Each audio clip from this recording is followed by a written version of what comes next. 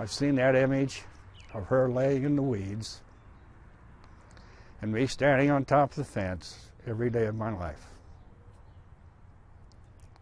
And I'll probably always see that.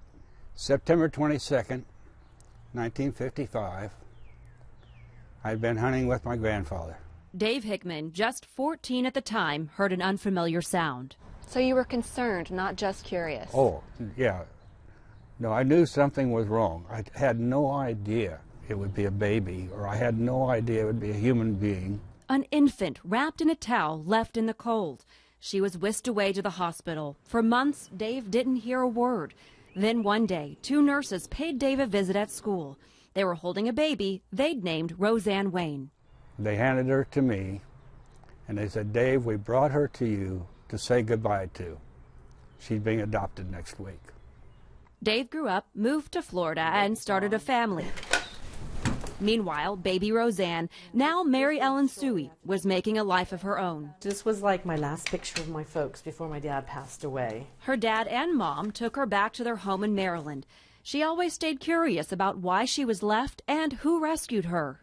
Did you ever think that you might never know who it was? I had finally resigned to the fact that I'm not, as long as I'm here on Earth, I am never going to find out.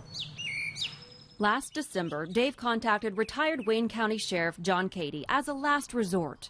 Probably called, I don't know, 50, 75 people here in Richmond, and they had to be 80 years old or older. They weren't going to remember the incident. A year goes by, nothing. Finally, connections brought Sheriff Cady to the doorstep of a relative of Ellen. It was just a fun, lucky break. He called Dave and gave him the news he'd been waiting for. He said, Dave, write down this name and this phone number. Mary Ellen Suey and her phone number. I said, okay, John. I said, who's that?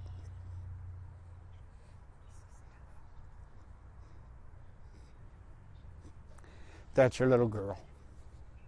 Minutes later, Dave and Ellen spoke for the first time. And then I heard her voice. And I said, my name's Dave Hickman, and then I lost it. I call him my hero here on Earth because if it hadn't been for Dave, I wouldn't be here. That was in December. On Sunday, the pair was set to see eye to eye for the first time. What's the very first thing you're going to do when you see her? Give her a big hug. Yeah, Dave's probably out there chomping at the bit. Around 1:30 Sunday, in a downtown Richmond banquet hall filled with friends and family. That's exactly what Dave and Ellen did.